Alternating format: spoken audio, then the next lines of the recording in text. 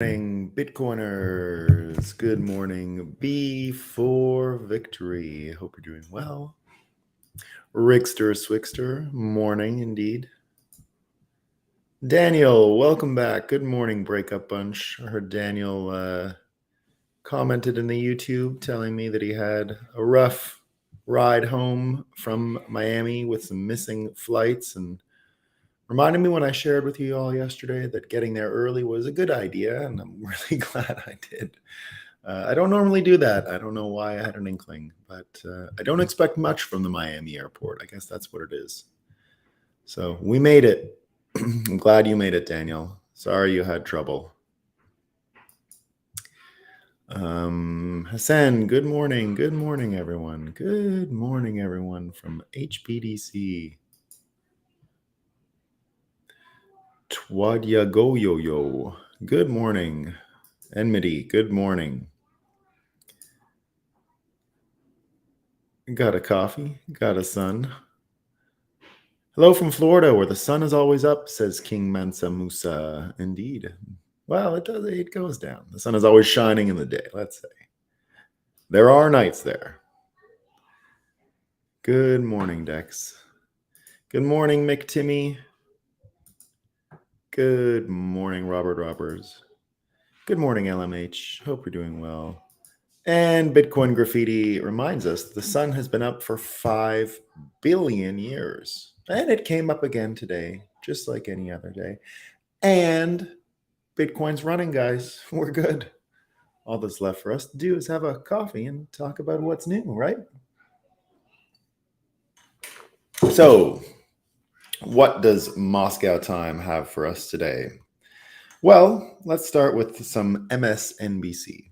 All right, what does MSNBC have to say? You know, some people worrying a little bit about Biden's brain capacity. You got Dianne Feinstein, who some people have said her brain doesn't work either. And then you got, of course, the vice president, Kamala Harris, maybe drinking a little too much. I don't know what her cognitive capacity is when she's under the influence. Don't have any proof of that, by the way. Right? Definitely spreading rumors, but something's up. Something looks a little weird. And then there's Fetterman, right? Then there's Fetterman. So MSNBC is trying to sort through the differences of these capacities. And here's what they have to say. It's time to stop comparing Dianne Feinstein to John Fetterman. Contrary to conservatives' bad faith arguments, Fetterman's issues aren't even on par with Feinstein's. So I don't want to add a punchline here, so I'm not gonna, right? But are they trying to say that the issues aren't the same because one is much dumber or one is less dumb? What are they getting at here? We can't compare their lack of cognitive capacity, I guess, but that's okay. We don't need to. We're happy. Let's go. Rock and roll. Fetterman 2024, guys. We need it. All these other candidates, RFK. No, we don't want RFK. We want Fetterman. Let's go. My dream is dying here, guys. We need Fetterman around. Here's another one. A TikToker who filmed himself committing crimes for clout says outrage is only because he's a black male. Right? That's what he says. Maybe. Now, all these university graduation ceremonies are going on. We got all kinds of people happy. There was a beautiful one I saw yesterday of a man graduating from college and his dad bought him a new car. It's like one of the most beautiful videos you're going to see. The grown, he's an adult graduating from college, bawling his eyes out, dad hugging him. What a beautiful family. That's a feel-good story, right?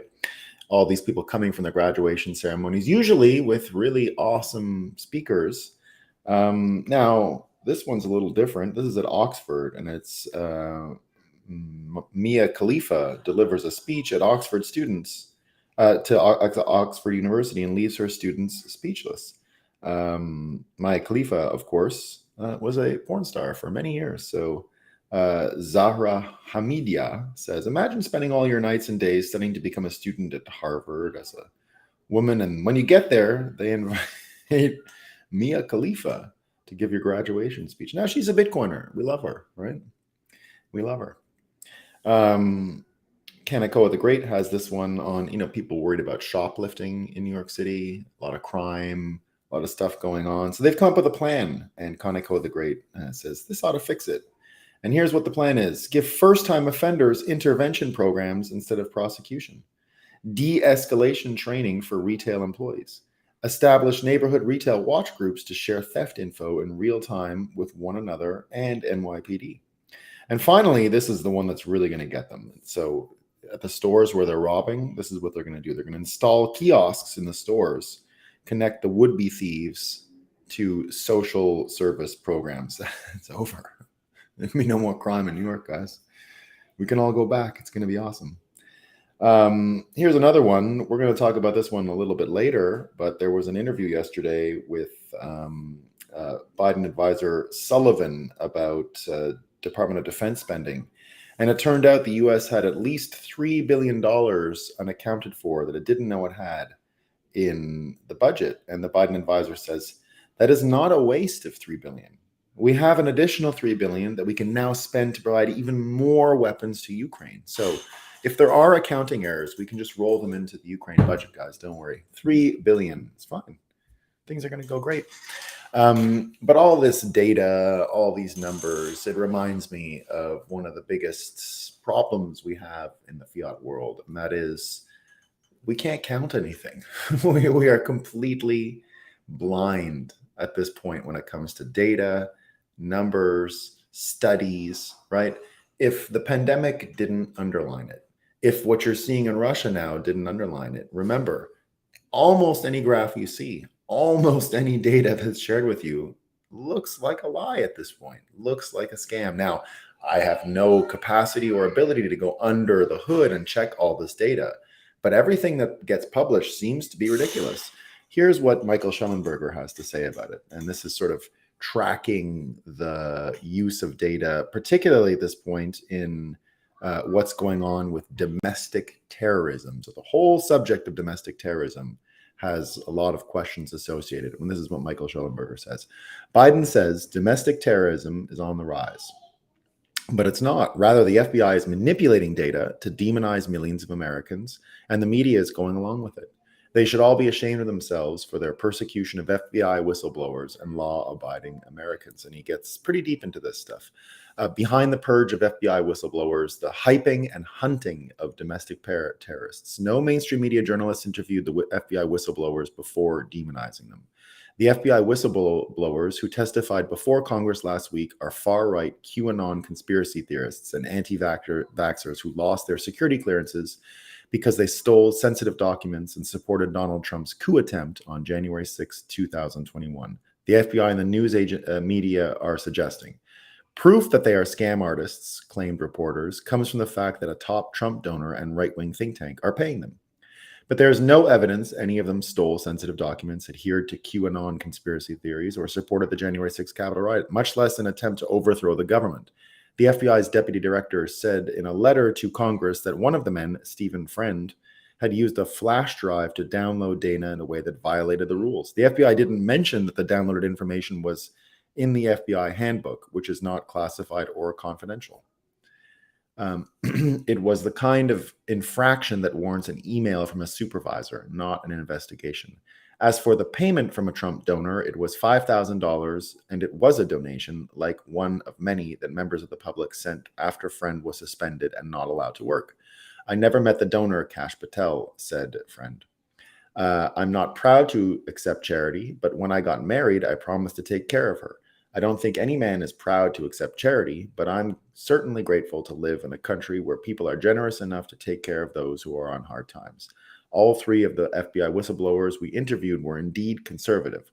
One works for a conservative think tank. At least one, if not all, decided not to get vaccinated against COVID, and another attended the January 6th protests, but never entered the Capitol. Neither person's political beliefs nor their personal medical decisions should be relevant when the FBI evaluates someone for a job. The FBI whistleblower who attended the January 6th protests said there was no indication that the public area near the Capitol was a restricted zone. What about QAnon? I've never actually looked up what it is, said Friend. What about COVID conspiracy mongering? Friend admits to writing an article that was tongue-in-cheek with snark, pointing out absurdity with snark pointing at absurdities like, hey, you have to wear the mask when you are walking on your seat, but not while eating. Having read the background material, including the FBI's accusations, and interviewed the whistleblowers at length, it's clear that the FBI whistleblowers who testified last week are what they appear to be: sincere, disciplined, and successful FBI agents whom the FBI is persecuting because they blew the whistle on abuses of power within the law enforcement agency. What's more, none of the news media attacking the FBI whistleblowers have actually interviewed the FBI whistleblowers, as shocking as that sounds. The New York Times never asked for an interview, I pressed. No, said Friend. What about the Washington Post? I asked. No Washington Post. Friend added, during Hurricane Ian, we had no cell service, no power, nothing. And then I get reception and my phone exploded. And my attorney said, hey, the New York Times reached out for comment on the fact that you're unvaccinated and under investigation for shooting a firearm in your backyard. But the rumor was shooting a gun in his backyard was false. It appears to have stemmed from an unrelated non-criminal incident by a different whistleblower. After a friend told the Times what happened, the newspaper ignored his stories. The Times never called and asked for an interview about the substance of your claims, I asked. No, they had never done that. What about CBS, NBC, any of the media? Nobody. BBC reached out a week ago, but I had a conflict. I was incredulous. They didn't follow up? No. We already wrote about the FBI whistleblowers being attacked by the FBI and Democrats in Congress last week.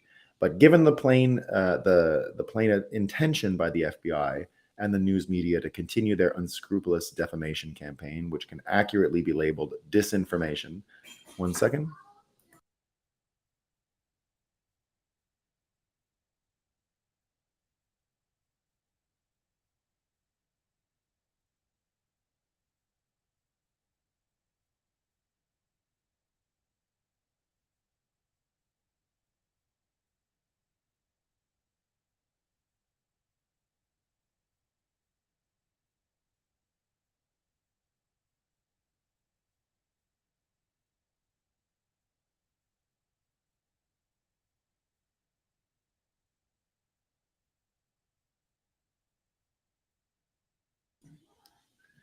Noisy out there. One second.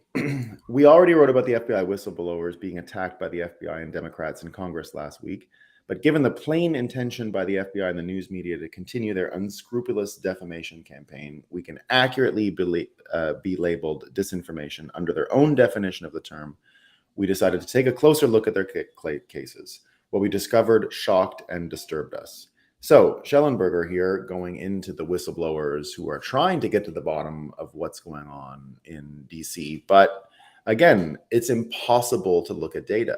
Now, you can go over to Russia and Ukraine, right? There's almost nothing we can take for accurate there, right? Now, lots of people talking about there was some kind of mission yesterday, if any of you noticed that, and the mission was around several Ukrainian soldiers that went into, let me see if I got it here, that went into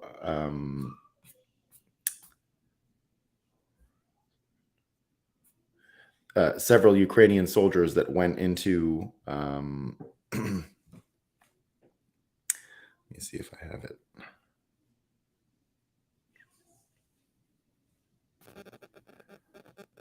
Let me see where I put this stuff. So these soldiers went in. I'm sure I had it. It was on War Clandestines. Yeah, there it is. So here's what War Clandestine was saying, that Ukraine sent about 50 men dressed as Russian militia in a few vehicles and on one tank into the villages on the outskirts of Belgorod, a city near the Ukraine-Russia border, 50 miles northeast of Kharkiv. 39 of them were killed and 5 taken prisoner. The Ukrainians are parading that this is a massive achievement and proclaiming that Russia is under siege. They have convinced themselves that this publicity stunt is a military victory and that Bakhmut was not important at all. The Ukrainian propaganda coke machine is working overtime, but very difficult to even have confidence in that data. Right now, we can go and say, "Oh, it's coming from independent sources," maybe. But still, War Clandestine, I think, has been proven pretty accurate, but he'll still take narratives and data that's coming out from all kinds of places, and not necessarily say it's true, but at least put it there and compare it to what else is coming out of official lines and official channels. But nevertheless, we say all the time here that you should more or less trust nothing that's coming out of Ukraine and Russia. Almost all of it is spin. Very difficult to trust the Russians, very difficult to trust the Ukrainians, very difficult to try to trust NATO that's there. Almost everyone that's there has some sort of angle and is going to be massaging data to the maximum extent possible. Now, there are places you can go to find a little more information about the stories and individuals and casualties and actual level of engagement of the different groups that are fighting there, right? Because it's not just even Ukrainians versus Russians. You can go on not War Clandestine. What's his name? Simulation. Anyway, Simulation War something. Let me find his name. This is a good, he's a really good Twitter follow, by the way. I've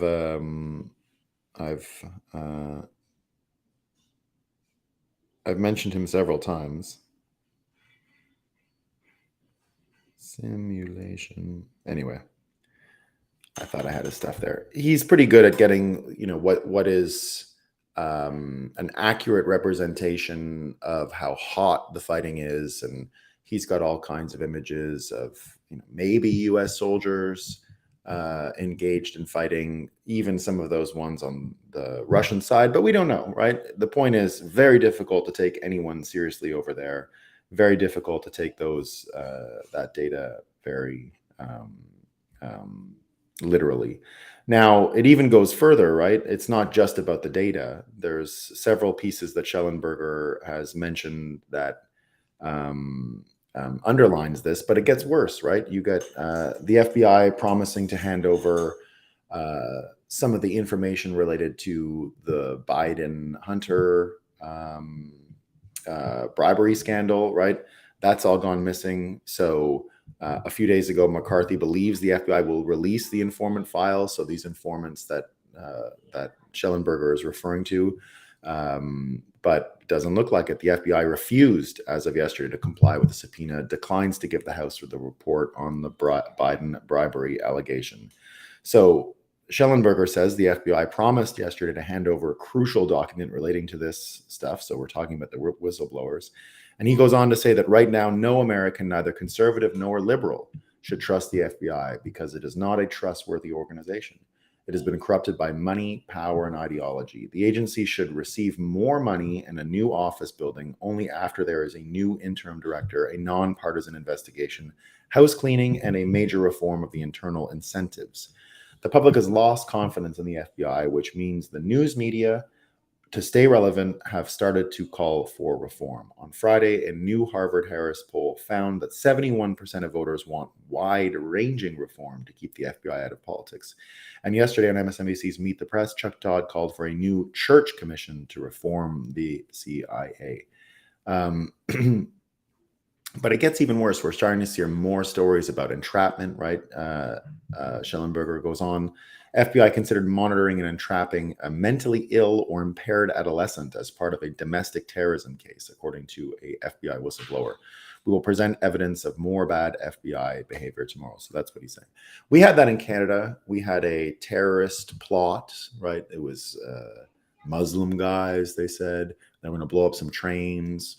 And when these folks were interviewed, and I think they were prosecuted. I don't remember the full history, but one of them was he wasn't all there, right? Pretty easy guy to persuade to do something when his IQ is maybe 80, the kind of person that I don't think the military is even interested in recruiting because he can't do basic things. This is the kind of guy that the Royal Canadian Mounted Police in Canada set up. They set up, they suggested, let's go bomb a train. All the ideas came from them. And this isn't the first time it's happened. There's many of these cases, and this is another one in the United States that the FBI pushed for. And Schellenberger says the FBI has lost sight of the fact that it works for the people. We need to eliminate the perverse incentives. We need to clean house. We need to move FBI back to law enforcement and away from being intel focused, since that's proven to be a recipe for threat inflation, illegal surveillance, and entrapment. Now, you've even got these other planted stories. Here's one that happened yesterday. I don't know anything about whether this is true, the actual details, who was driving it, but it turns out a U-Haul truck tried to smash into the White House yesterday. So it was a U-Haul truck, right? Now, the U-Haul truck was completely empty. You open it up, and inside was a Nazi flag. The Nazi flag was then put onto the street and splayed out so everyone could see it. So there's a bunch of pictures out there today of a U-Haul smashed into the gate in front of the White House, and the sole thing in the entire U-Haul van in the back was a Nazi flag. So he rented the van and put only a Nazi flag in it to go attack the White House using a U-Haul van. All right. So a U-Haul van. Okay. So the U-Haul van smashed in the wall, and the flag comes out, and now the flag is on the ground, and there's a bunch of pictures. I mean, a ton of pictures this morning of this crashed van and the perfectly splayed out Nazi flag, right? Because everyone's got to perfectly splay the Nazi flag out so that it gets we know it's part of the story, right? So War Clandestine says, you're telling me somehow someone drove a U-Haul with nothing but a Nazi flag in it, tried to ram into the White House, got stuck on a curb, then the police spread out the flag on the pavement so the media can get it in the shot. Well, is that a narrative change or not? CNN covering the story. The driver of a U-Haul who crashed into the security barrier in Lafayette Square near the White House Monday night was arrested on multiple charges, including threatening to kill or harm a president, vice president, or family member. We'll see what happens with all of this. Who knows, right? Who knows? But it speaks to the bigger problem of fudging data, creating stories, reframing things to fit a narrative, and how pervasive and normalized this has become. Normalized. Now, remember back in 2008 when the Libor standard, so that's the overnight lending rate from the UK, right? One of the most important benchmarks in the global economy, less so today.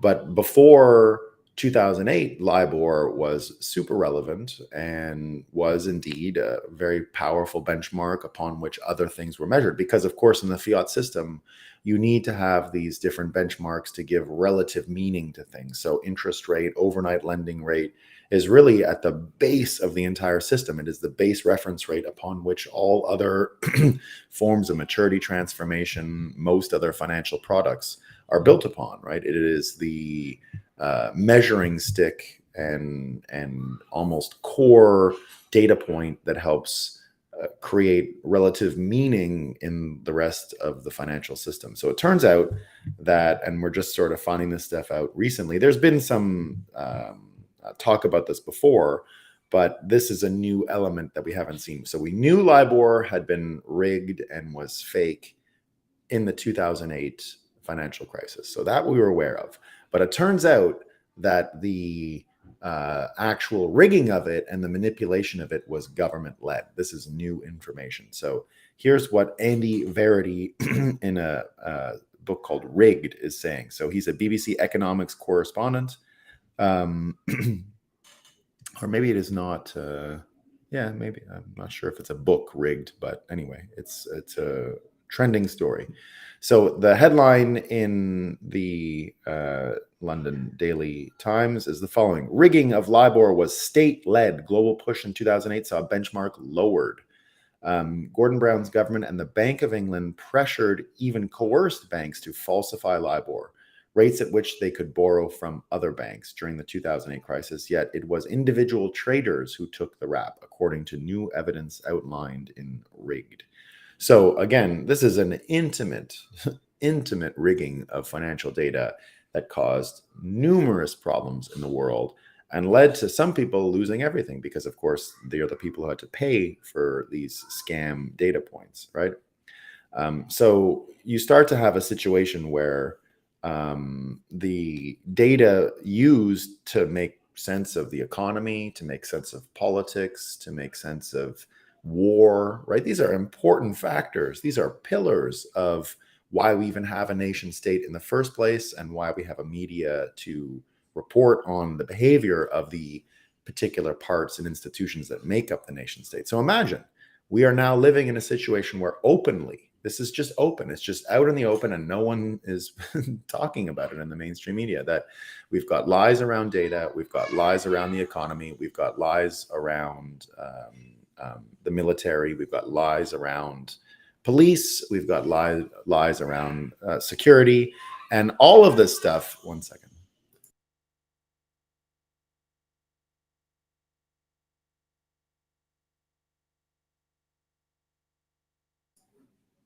So even this idea now that we've got the election situation in Arizona, right? So for a long time, we've been wondering about the situation in Arizona. So Carrie Lake, the challenger, lost another court appeal last night, and this time it was about signing different how many ballots were signed by different who even knows anymore. It's almost impossible to follow these data management document management stories, right? It's just like the president and Mar-a-Lago. It's just like Joe Biden and his documents that he left in the garage, right? These are like document management stories, right? They're generally about people who are responsible for certain formalities, not following the rules, and these things are turning into relatively big or small stories. They're either being ignored or they're getting a ton of attention. So when you see that, you can start to get a sense that the data itself isn't what's important. It's how the data fits into the narrative and how this narrative can be compounded on, focused on, framed. And really, that's where a lot of this stuff comes from. It comes from choices that people make, not the data, right? Following the data at this point is one of the dumbest things you can do. Unfortunately, you would love to be able to just follow the data, but it doesn't make any sense because the data will simply get altered, changed, reformed, whatever you want to call it. So the amount of stories and narrative that's getting injected into the system in order to serve narrative purposes is at an all-time high, right? At an absolute all-time high. So what does this all mean? Well, what it means is the need for good data isn't really just about getting better data collectors or better data reporting. It really has everything to do with incentives, and following the money becomes a lot more relevant than just following the data, right? We've mentioned that many times. Following the data, not as predictive as following the money. One second.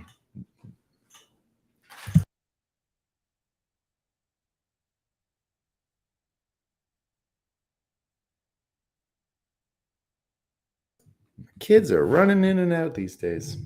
So, and here's I think, a pretty interesting way to understand it. It comes from Michael Lewis. So, Michael Lewis was a speaker at Bitcoin 2023. And in looking into how to frame some of the stuff he was talking about on stage and just a bit of his background, because I was looking to make sure the session that he was in with Arthur Hayes went really well.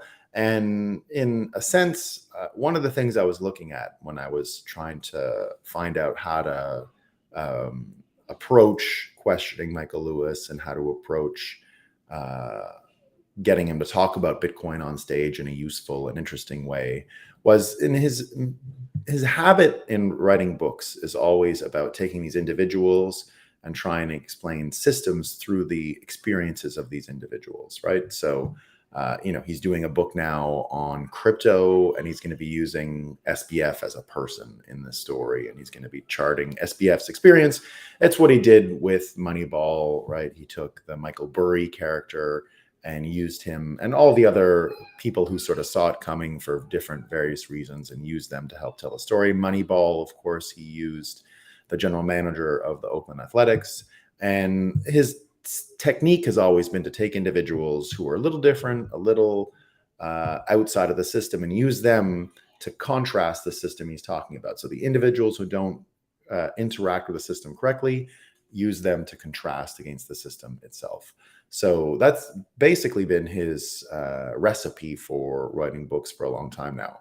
So I pushed, it didn't make it into the questions, but I said, well, why doesn't he, how does this reconcile with Satoshi Nakamoto, right? Satoshi Nakamoto, of course, not a person. So how do you tell a story about Bitcoin if the person who created it isn't even there? How do you reconcile his technique of describing entire systems through individuals if the most relevant individual you don't have access to? Well, there's no answer to that, but he's still capable of talking about the problems and systems through these individual experiences. And one of the things we saw is about incentives, right? Incentives being misaligned in order to produce terrible data. So once you get the incentives misaligned, you're going to get the data that falls in line with that misaligned incentive structure. So when Michael Lewis wrote his book, The Premonition, which is all about COVID, that's really the conclusion he came to, right? That the whole system in healthcare was oriented to never give a good response when it came to COVID. His basic thrust of that book, The Premonition, is that we were incentivized to have a bad pandemic response, that there was too much money, there was too much incentive and too many reasons for people to not actually solve the problem around the COVID crisis. So this is what he says. There is no incentive to prevent things, he says. If you look at what our two societies have in common, so he's talking here about, well, I'll go back. On a more profound level, the book examines the backward priorities in health and how we are geared up to treat illness rather than stop it from occurring. The paradox of medical science is that the better you are at avoiding a problem, the less likely that anyone will notice your efforts. And if they do, it will probably be to complain of a needless overreaction. There is no incentive to prevent things, he says. If you look at what our two societies have in common, we've given ourselves over to markets in a way that's pretty extreme, which is to say we strongly encourage things that pay, and we give correspondingly less attention to things that don't pay. Prevention does not pay. Disease pays. It pays when COVID is all over society and corporations get to make a lot of money testing for it. It doesn't pay just to shut them down up front. And if there is food for thought, it's that we are essentially incentivized to have a bad pandemic response. And that is what we saw, right? That is exactly what we saw during COVID. Now, this doesn't mean that anyone is evil, or although there are evil people, right? There are evil people. I know Trump is getting criticized right now for his talking about Nuremberg trials, right? That's been in the news in the past couple of days. What about Trump having trials and executing the people who created the coronavirus, the really worst of the worst, right? Now, I'll be honest. I used to think, nah, I don't want to do this, right?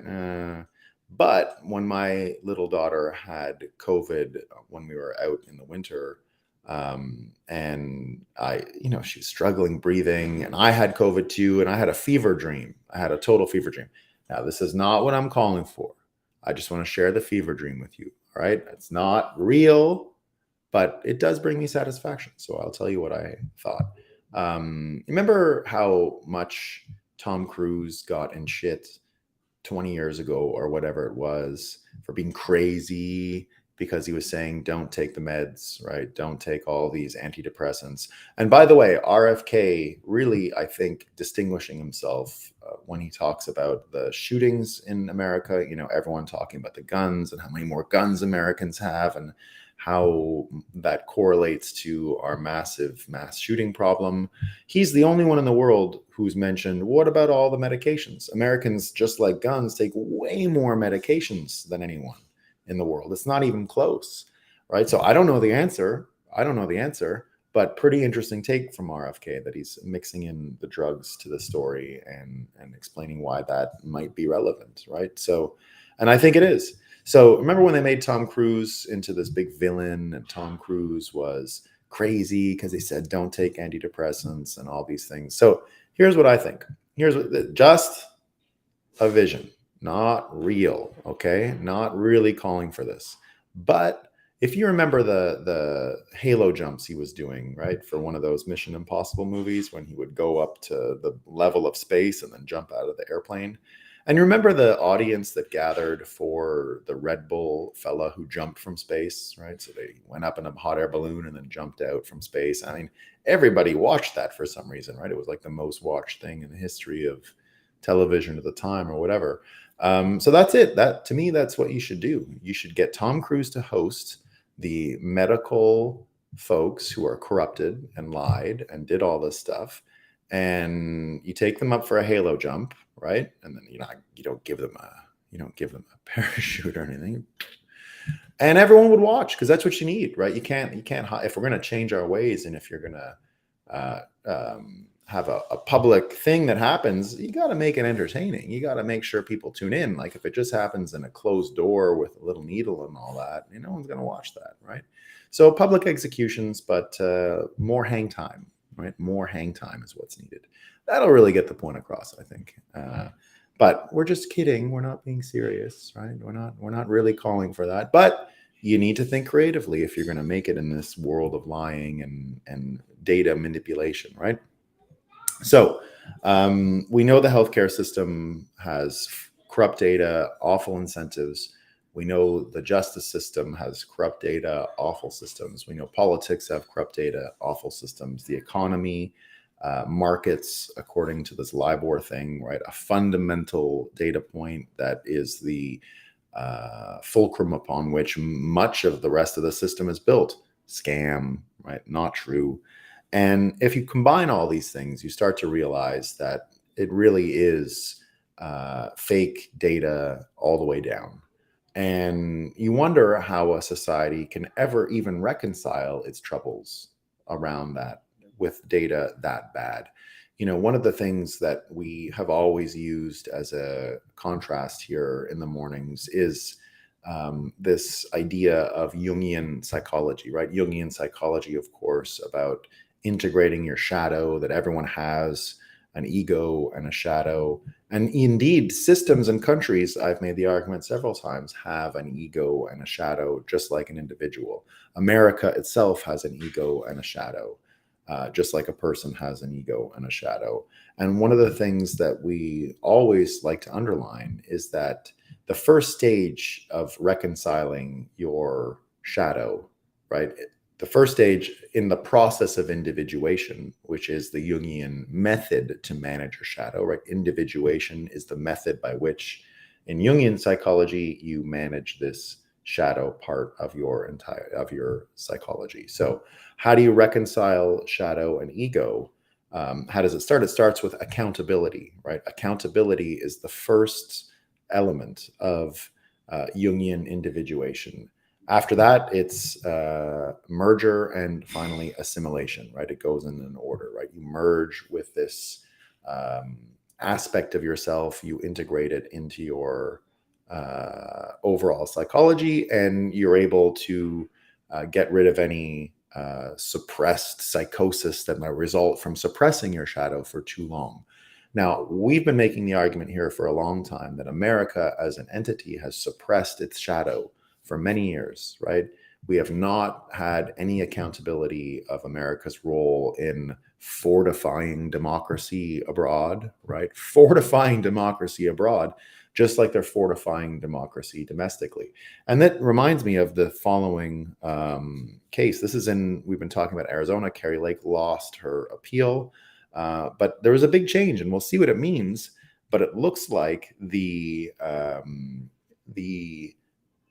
Arizona legislature, so the House and the Senate of Arizona, manages federal elections. So it's not the same system for state elections. The federal elections have a role, or the legislature has a role. It's not the commission, the election commission, it's the actual legislature.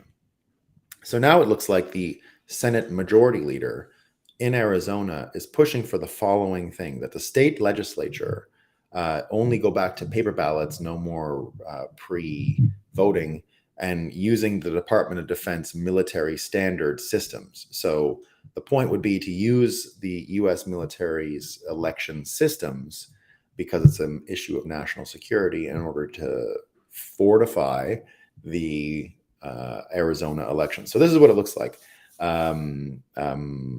The Arizona legislature is reclaiming plenary power per the U.S. Constitution over federal elections. No more machines unless they can comply with U.S. only rules. So here's what it's going to look like, right? It's the and many people talking about what it means and what are the results going to be. So here's what it looks like. And the reason why they're doing it now, right? So KT McFarland, a former deputy national security advisor, says the FBI, Justice Department, the CIA will rig the 2024 U.S. presidential election following their success in rigging 2016 and 2020, because they won't allow any candidate to win that would hold them accountable. Remember the word accountability here, right? Really important for a nation to integrate its shadow, deal with its problems, and get over them. How we have a black and white evidence that the FBI interfered. We now have black and white evidence that the FBI interfered in the 2016 election. When they failed to elect Hillary Clinton, they set out to destroy the Trump administration. Go back to 2020. This time, the CIA got involved in the election with those 51 former intel agents who said the Hunter Biden laptop was Russian disinformation. So they've gotten away with it for 2 elections. They will surely try and get away with it in 2024, right? Because there are no consequences. There is now hard evidence that there was election interference by the US intelligence agencies and the DOJ. These individuals must be terrified that a Republican president comes in with Republican attorney general, investigates them, and charges them with all of the crimes they have committed over the last 8 years. Take it to the bank. They will absolutely interfere in 2024. These people are selling us out, blah, blah, blah, blah, blah. All right. So we see this the process of accountability. If you can't even get the elections to work correctly because the systems are so corrupted in the exact way that Michael Lewis explained they were corrupted, right? There is literally no consequence, and you only get paid if you do the bad things, like a healthcare system gets paid if they have mandatory testing for everyone around COVID. Instead of saying, well, if you're fit, take your risks. If you're unfit, here's some tests or whatever, right? So this idea of accountability is really where Bitcoin starts to be super important for us individually and at the national level. Look at what's happened in El Salvador since they adopted Bitcoin, right? They fixed major problems very quickly. Why? Well, just a guess, but is it because now they can have more trustworthy aligned data? Maybe, right? Maybe. Maybe the whole process of incentives being aligned with a mismanaged and corrupted financial system is what absolutely prevents any of this data to get out in any accurate way, right? So a country has to go through the process of individuation just like an individual. And it starts with accounting. It starts with accountability. And it starts with being able to just count the money itself, right? That's what Bitcoin's, one of its main features is simply that you can count it. That's it, right? You can count the money. That's it. You cannot count dollars. It's uncountable. Now you can count up to a very high number, but there is no relative meaning to that number because you don't know on what you're measuring it, right? So in Bitcoin, we know you can measure it by 21 million, which means you know how much of it you have, which allows you to account for it, which allows you to start the process of individuation and start to deal with all of these issues. That's why Bitcoiners often say that Bitcoin has a big effect on their own personality and on their own ideas and on their own psychological standing. That's why this show has a lot to do with psychology. That's why we talk about it regularly in the mornings. That's why the focus is on a breakup, right? Because we're talking about relationships. We're talking about psychological connections between people, between systems, the psychological gathering that is a country, that is a nation, that are the institutions that work inside of that nation to make it successful or not. And what do we see but complete unaccountability in the justice system, complete unaccountability in the financial system, complete unaccountability in the military system. It's just unaccountability all the way down. And the reason why Bitcoin does offer this amazing opportunity, both individually to fix ourselves and to fix our entire system and all of the systems that go into supporting our larger way of life is because we can start accounting for the issues. It's a major difference, right? That you can start doing that we can even start to have conversations around election systems design. I mean, Bitcoiners will tell you, and it's why we understand the corruption of the election system so well, because it's an engineering question, right? These are choices that are being made. We've mentioned many times that when we understand the engineering constraints of building the Bitcoin blockchain, they remain the same as they have always been, right? It's either convenient and easy to use, or it's credible. You don't get both at the same time. This is the paradox that Bitcoin and blockchain developers have been dealing with and wrestling with for over 10 years now. It is a known problem, and there are trade-offs. You can only move one way so far without breaking the thing in the other direction. So you can only be so convenient before the credibility goes down, and you can only be so credible before the convenience goes down. And Bitcoiners are aware of this because that's the whole tension at the very heart of developing and scaling and building Bitcoin. So when we look at an election system, it's very clear to Bitcoiners what the issue is. That a place like Arizona, for example, which optimized convenience of voting, and you might want to do that, took the credibility of the system down to the bottom. It went down the drain. And this happens across many American jurisdictions. So this aspect of being able to count things and being accountable and the feedback loop that it creates is why our system, and the lack of it is why our system in America is so rotten and putrid these days, and why all of these stories that I mentioned today, right, the lost money in the Department of Defense, immediately political, let's send it to Ukraine, right? And the data around this new terror of white nationalists, right? We can barely trust the data, and the other ones that we have with U.S. The other things that we have with U.S. Um, data around what was the one I was just referring to before I came on? It was anyway the inconsistent data, the lack of ability in trusting this data is how we get to the point we're in, and it's even going to get worse. Do you see what happened yesterday with the S&P 500? So someone created a mid-journey image, an AI generated image of the Pentagon on fire. All right, so an artificial intelligence image of an explosion near the Pentagon went viral, and multiple credible and large accounts tweeted it. It led to $500 billion being wiped off the S&P 500 in 50 minutes. Right? In 50 minutes, we had this kind of problem. Now, you know that I did the can Bitcoin align AI to help humanity session at the Bitcoin 2023 show. And indeed, this is a great example of why it's got to happen soon, right? Because what we see with this is people already don't trust the data. People already don't trust the media. And now with AI, you have every new reason to not trust these things anew. And that can only lead to more problems with accountability and our nation and our national character undergoing a process of individuation and encountering the major problems of the system that we have. So this stuff is going to continue. I think it's not going away tomorrow, right? We've got election systems that are in doubt. We've got financial systems in doubt. We've got justice systems in doubt. And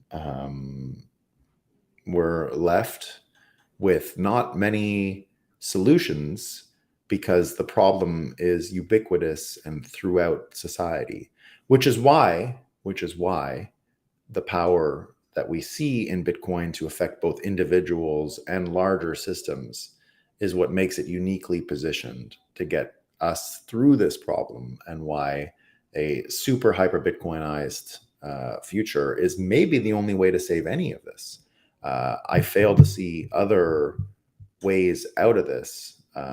We have so many systems that we need to abandon, and so many systems that are left turned on, even though they're useless. It's simply because of a lack of feedback that it's even gotten that far. So here we are on the cusp of a system that just produces garbage data and garbage numbers. And here's what we have. So let's see what some of these comments have to say about what's going on. Good morning, Greg. Beautiful conference, by the way, Nolan. Great job, the team and everyone. Thanks, HPDC. I appreciate it, man. Yeah, I got a lot of good feedbacks. Fetterman 2024. We love it. We love it. The dumber, the better, indeed. Peak Moscow time, yeah. MIA, another potential presidential candidate. She could do the job. Get your neighbors to eat on. Yeah, I think you mean rat on each other. Yeah. We're sailing without longitude. Yeah, that's a good way of putting it. Yeah. Joe says, "Good morning, friends." I love when we find $3 billion between myself. Yeah, just send it to Ukraine, guys. Don't worry about it. Thousands of scientists agree they want to keep their jobs. I'm going to steal that one. I like it.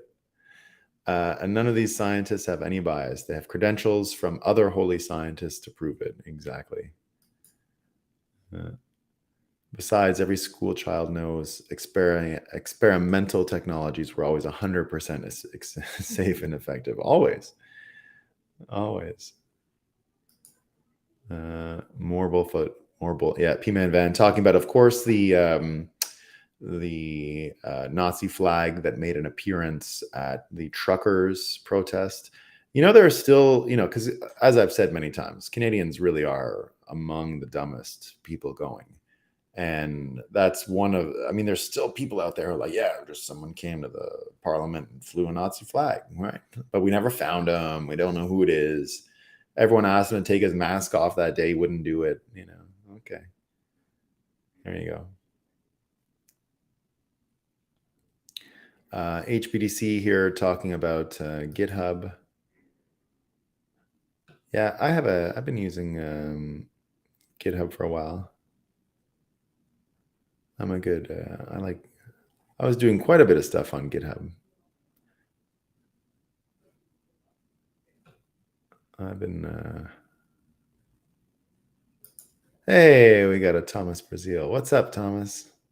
How you doing, man? YouTube is blocking some of my message. Ironic, as I try to share a tool with respect to ensuring data integrity. Yeah. I'll just throw the question in here in case no one gets to see it. I was wondering if you got the message I sent through your website.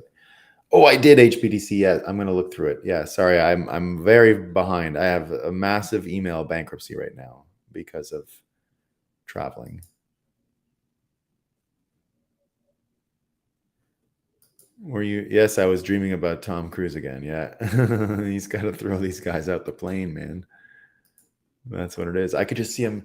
We're gonna fly to space today, and we're gonna throw these people out. Right? You got to see it, man. It would be great. Now, I don't really mean it's gonna happen. Right? Other than health insurance, is there any other industry that business model depends on taking your money and then not providing the services that you paid for? I'm sure I can think of a few. Most industries are affected with that incentive on a fiat standard, in my humble opinion. Yeah, I would say it's getting there. It's called the splatdemic. P-Man Van, that's what we want. A splatdemic. All industries, if I'm being honest. Yeah, it's pretty bad. Accountability is almost impossible unless the outcomes are direct in a proof of stake system. That's the way I see it.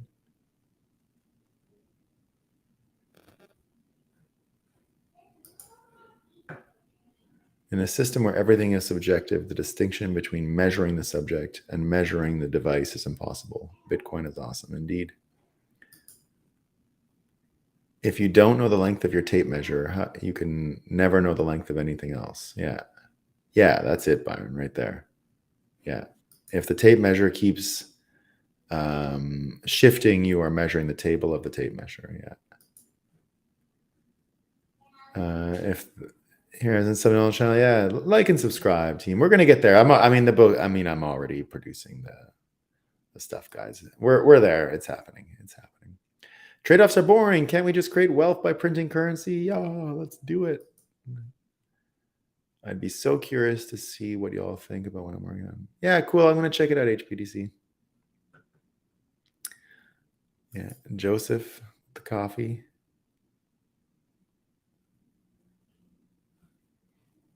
The uncomfortable truth. Yeah.